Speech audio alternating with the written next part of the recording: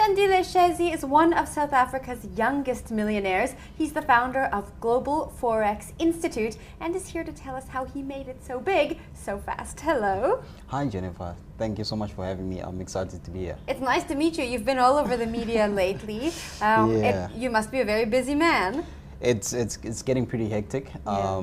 As I was driving, I actually had to do a radio interview while I'm driving looking for parking. So yeah, it is what it is. It could be worse, right? It could have been worse. Now, tell me, I want to know about your life before you made it so big in the trading industry. What was your life like growing up?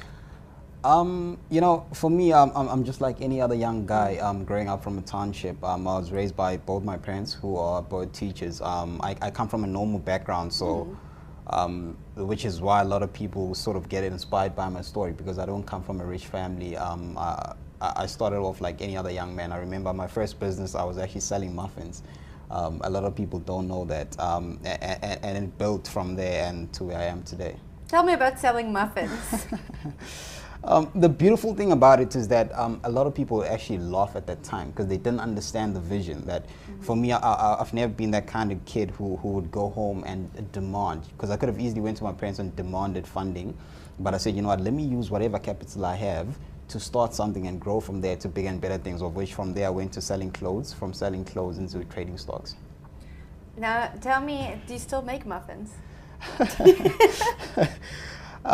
Believe it or not, the last time I ate a muffin was when I was selling it. I used to eat them daily, so I actually don't like muffins anymore. Now you're sick of muffins. I'm sick of muffins. Then you went on to selling clothes. Tell me about that.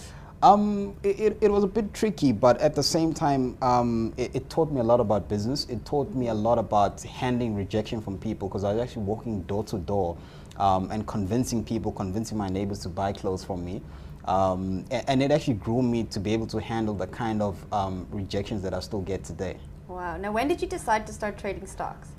It was in high school, because for me, I look up to people such as your Patrice Motsepes, I look up to people such as your Robert Gumedes, and at that young age, the only thing that my understanding was that these guys own shares in companies. So that's when I started wondering, how do you buy a share in someone's company? Do you just knock on the door and say, can I buy 2%? That's when I started researching, and I found out there's something that we call the Johannesburg Stock Exchange.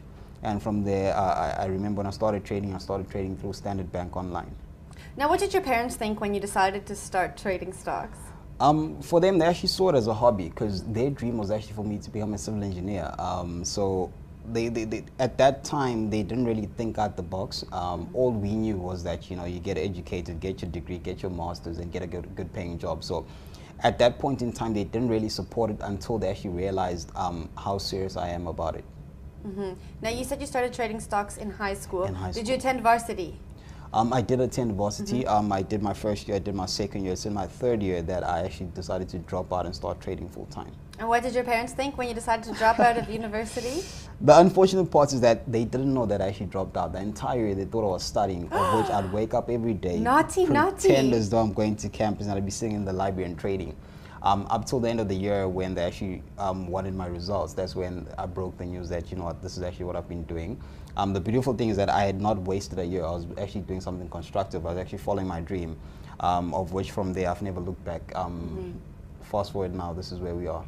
Wow. What was their reaction when you told them you hadn't been attending classes?